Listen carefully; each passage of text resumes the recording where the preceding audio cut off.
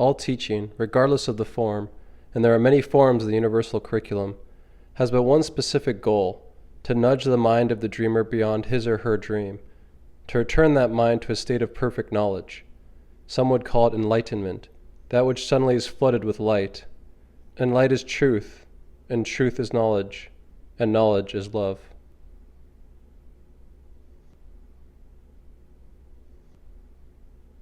Hello friends, in this video we'll be talking about lesson 10 in the Way of Transformation. Now this is book 2 of the Way of Mastery, or the Christ Mind Trilogy, by JON MARC HAMMER, or Jayem. And these are channelings of Jesus, or Jeshua ben Joseph. And these books are amazing, and it's really cool that Jayem provided these all for free on womlibrary.com. These books are phenomenal, they've been changing my life, and I highly recommend you check them out. And these videos are just a little taste of each lesson. They don't replace the full lesson, so I encourage you to go to that website or to buy the book yourself and to check it out. He starts this lesson by saying, as he does most lessons, stating the fact, the truth that we are one with him, that he is not above us, that we are all really one, that he is coming, he is speaking from the one mind that we are a part of.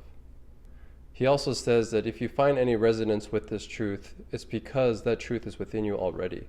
You wouldn't recognize or acknowledge the truth within the things he's saying unless it was already within you. He then dives into the main idea of this lesson, which is silence. Silence is a main theme of enlightenment that we find from most spiritual masters and from many different spiritual texts. How we must reach the silence within us if we want to reach enlightenment, if we want to realize what we really are. And wherever you are in any given moment, enlightenment is but a decision away. That decision entails but one thing: to release the insane valuation that you have placed upon everything and everyone, most especially yourself. That decision rests on the willingness to take God at God's word. That decision rests on your willingness to cultivate silence. The theme, then, of this hour is the cultivation of that inner silence, which is the threshold to wisdom divine.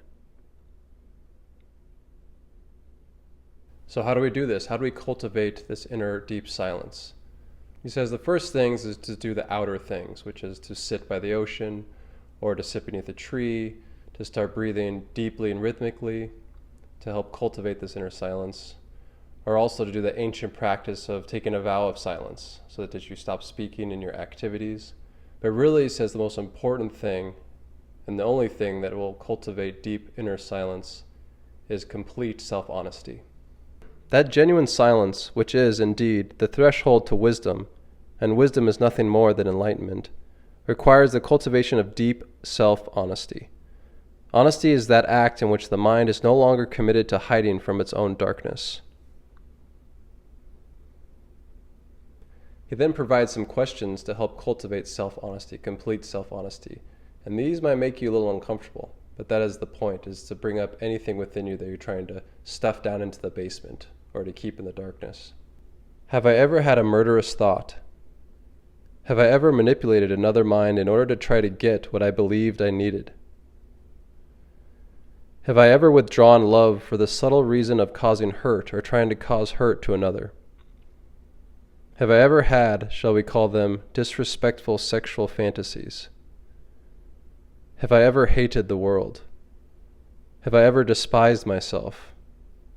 And last but surely not least, for in truth, if you would consider it, all of those questions emanate out of this one: have I ever hated God? He then says, if you're being honest, everyone will answer yes to each one of these questions. And to have a truly honest mind, we must look at all these things without judgment, because we can't be honest while we're judging, he says.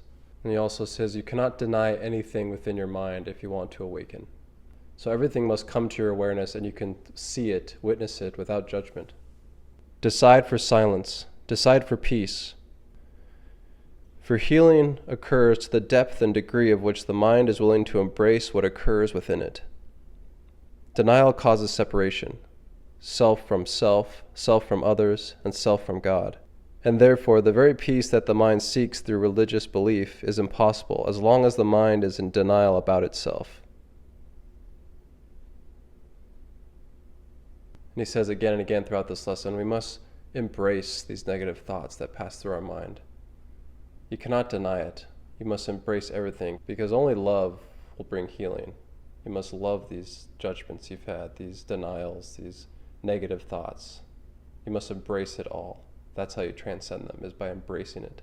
Just become aware of them instantly and love them and do not judge them.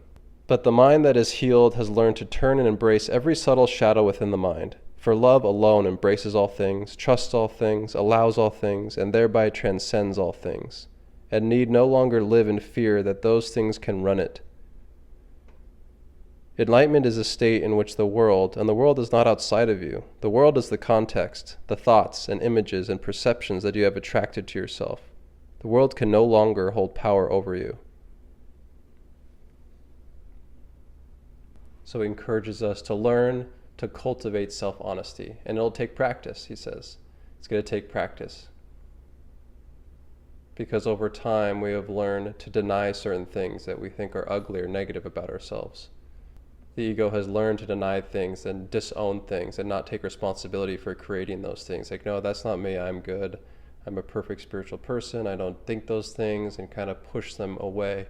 But really you must allow all things and witness them innocently and embrace them. Not condone them, not put value on them, not follow them through, of course, but just to see them. And he says, do this exercise daily for 30 days, asking these questions of yourself, so that you learn to become perfectly honest. Say, yes, I had that thought, and just let it pass through. Don't deny it, don't push it away, don't react to it.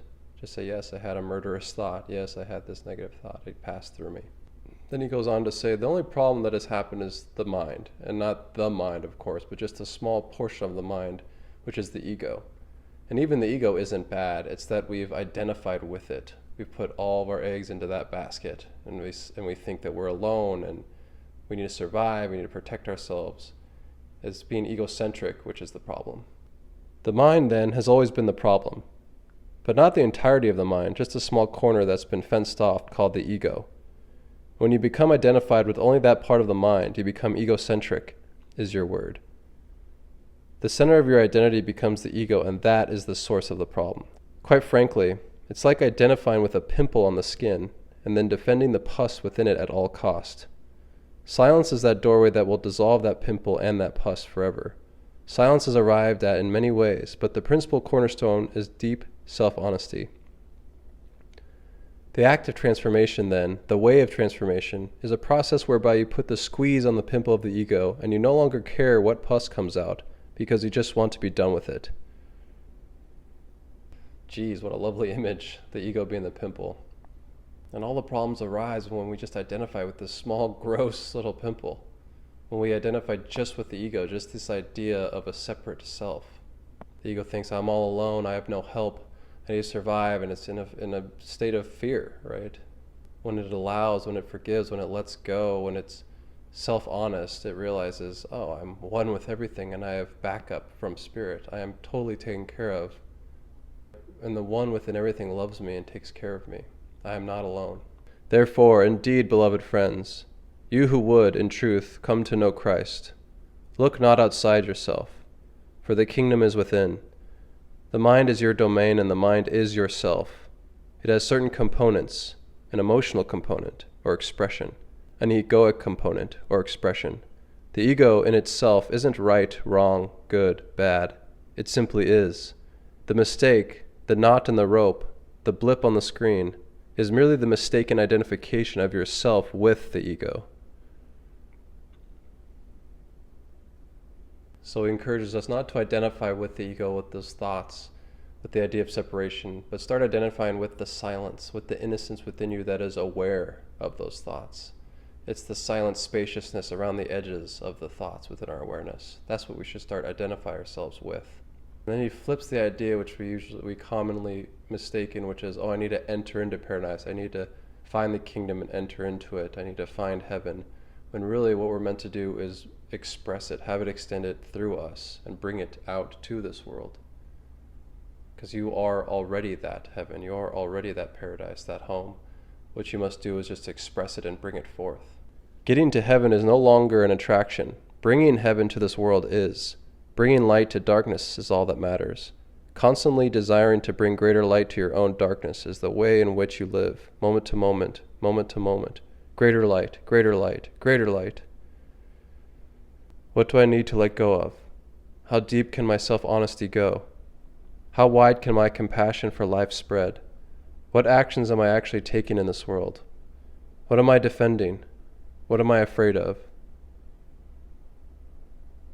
He then says a very interesting point or idea, which is that there will always be unloving thoughts in this dimension, in this world. You'll never stop them. And really, the thoughts going through your awareness, you'll begin to not even know the origin of them. And it doesn't matter, he says. It's the ego that says, oh, these thoughts are mine, those thoughts are yours, and tries to separate and segregate. But really, you'll just have flowing thoughts coming through your awareness. And what's important is just that you're aware of them innocently, don't judge them, and let them pass through. In truth and reality, in the physical domain and dimension, no one is without unloving thoughts. Why? Because the mind is a vast space through which, you can think of it as, radio waves are passing constantly. Quite frankly, and we have spoken to you of this before, in the end you don't really know who is doing the thinking. You are only aware of a thought arising in the mind. In truth, you are all swimming in the same sea, and there is merely thought arising and passing away. You do have the power to discern and select which thoughts will hold value for you, but it is impossible to push away what you have decided to judge as unspiritual thoughts. I thought that's a very interesting idea, because in my own experience, I've experienced that as like a thought comes up, it's like, where did that come from? And it doesn't even matter where it comes from. We're all one mind. We all share this awareness. What's important is that you discern in what you decide to place value on. So you're never trying to push away things, because what you push pushes back, right?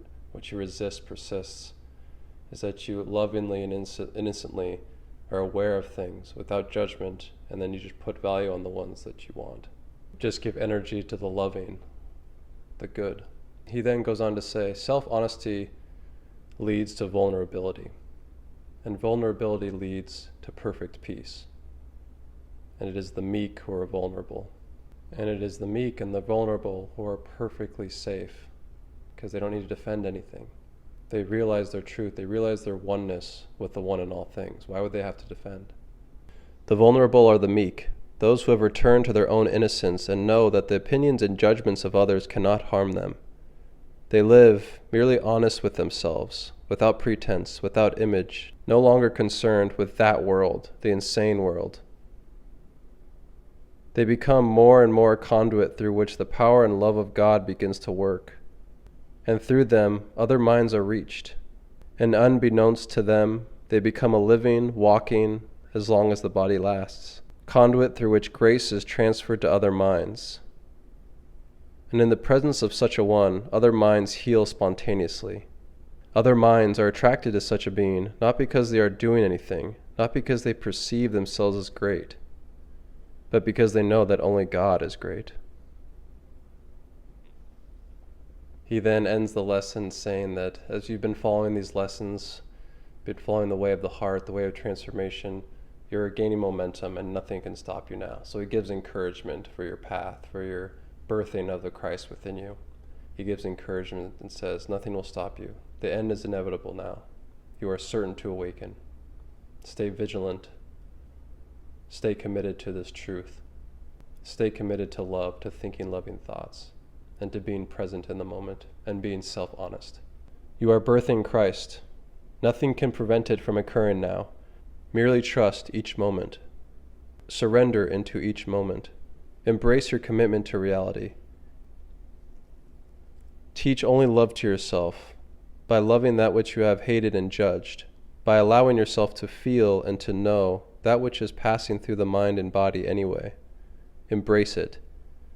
See your ordinary humanness not as an obstruction to peace, but as that through which peace can be extended. And this is all part of a series. If you like this one, check out the next lesson, lesson 11. Thank you.